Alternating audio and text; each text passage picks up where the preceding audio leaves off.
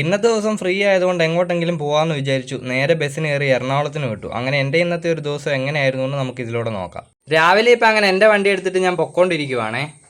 അടുത്തുള്ളൊരു ബസ് സ്റ്റാൻഡിൽ കൊണ്ടുവന്ന് അങ്ങനെ എൻ്റെ വണ്ടി സേഫായിട്ട് വെച്ചിട്ട് ഇനി ഇവിടുന്ന് നേരിട്ട് എറണാകുളത്തിന് ഒരു KSRTC ഉണ്ട്. അങ്ങനെ അതിന് കയറിയപ്പോൾ ഞാൻ പൊക്കോണ്ടിരിക്കുവാണ്. ഇവിടുന്ന് എനിക്ക് ടിക്കറ്റ് ആയത് 150 രൂപയാണേ. ഫ്രണ്ട് സീറ്റ് ഇരിക്കണമെന്ന് പറഞ്ഞ് പോയപ്പം അവിടെ വേറെ ആരോ ഇരിക്കുന്നതുകൊണ്ട് ഞാൻ ആദ്യം പുറകിലാണ് കേട്ടോ ഇരുന്നത്. അങ്ങനെ കുറച്ച് സമയങ്ങൾക്ക് ശേഷം എനിക്ക് ഫ്രണ്ട് സീറ്റ് കിട്ടി. ഇതാകുമ്പോൾ ഫ്രണ്ടിലെ വ്യൂവും കാണാം, ഡ്രൈവിങ്ങും കാണാം. കൂടുതലും ഡ്രൈവിംഗ് കാണാൻ വേണ്ടിയിട്ടാണ് കേട്ടോ. പിന്നീട് കുറച്ചങ്ങോട്ട് ചെന്ന് കഴിഞ്ഞപ്പോഴത്തേക്ക് നമ്മുടെ വണ്ണസിനെ കണ്ടു.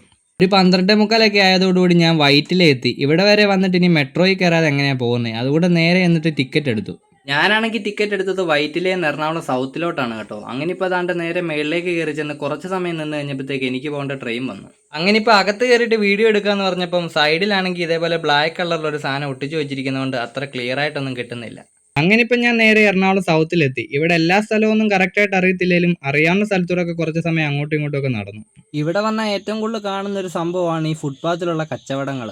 പാൻറ്റിനൊക്കെ ആണെങ്കിൽ 150 രൂപയും ഷർട്ടിന് 100 രൂപയാണ് കേട്ടോ. ഇവിടെ ഉള്ളവർ കുറേ പേരൊക്കെ വന്ന് മേടിച്ചുകൊണ്ടും പോകുന്നുണ്ട്. പിന്നീട് കുറച്ച് സമയം കഴിഞ്ഞപ്പോഴത്തേക്ക് നന്നായിട്ട് വിശക്കാൻ തുടങ്ങി. നേരെ ഈ കാണുന്ന ബേക്കറിലോട്ട് കയറിയിട്ട് ഒരു സോഡ നാരങ്ങയും കഴിക്കാൻ വേണ്ടിയിട്ട് ഒരു എഗ് പപ്സും പറഞ്ഞു. അത് രണ്ടും കൂടെ കഴിച്ച് കഴിഞ്ഞപ്പോഴത്തേക്ക് വിശപ്പിന് എന്തായാലും ചെറിയൊരു ആശ്വാസം കിട്ടി. കഴിച്ചും കഴിഞ്ഞ് കുറച്ച് സമയമൊക്കെ അതിലേക്കൂടെ നടന്നിട്ട് തിരിച്ച് ഞാൻ അങ്ങനെ വൈറ്റിലെത്തി. കഴിഞ്ഞപ്പോൾ ഞാൻ ഒട്ടും പ്രതീക്ഷിക്കാതെ തന്നെ ഞാൻ ഇങ്ങോട്ട് വന്ന ബസ് തന്നെ എനിക്ക് അങ്ങോട്ടും കിട്ടി. പോരാത്തതിന് ഫ്രണ്ട് സീറ്റും കിട്ടി. വണ്ടി ഓടിക്കുന്നതൊക്കെ കണ്ട് അങ്ങനെ ആസ്വദിച്ചിരുന്നിട്ട് വൈകുന്നേരം 5 മണി ആയതോടുകൂടി കാഞ്ഞിരപ്പള്ളി എത്തി. വൈകുന്നേരം ആയതുകൊണ്ട് തന്നെ നല്ല രീതിയിലുള്ള മഴക്കാരെടുത്ത് നിൽപ്പുണ്ട്. ഏത് സമയം വേണമെങ്കിലും മഴ പെയ്യാം. ഈ വണ്ടിയാണെന്നുണ്ടെങ്കിൽ വൈകുന്നേരം 6 മണിയൊക്കെ ആകുമ്പോഴത്തേക്കാണ് ഞങ്ങളുടെ അവിടെ എത്തുന്നത്. അങ്ങനെ ഇപ്പോൾ കുറച്ച് സമയങ്ങൾക്ക് ശേഷം ഞാൻ വണ്ടി ഇരിക്കുന്നിടത്ത് എത്തി. അപ്പോൾ ഇന്നത്തേക്ക് ഇത്രയേ ഉള്ളൂ ഗൈസ്. വീഡിയോ ഇഷ്ടപ്പെട്ടാൽ ഒന്ന് സബ്സ്ക്രൈബ് ചെയ്യാനും ഒരു ലൈക്ക് അടിക്കാനും മറക്കല്ലേ. അപ്പം നമുക്കിനി അടുത്ത വീഡിയോയിൽ കാണാം.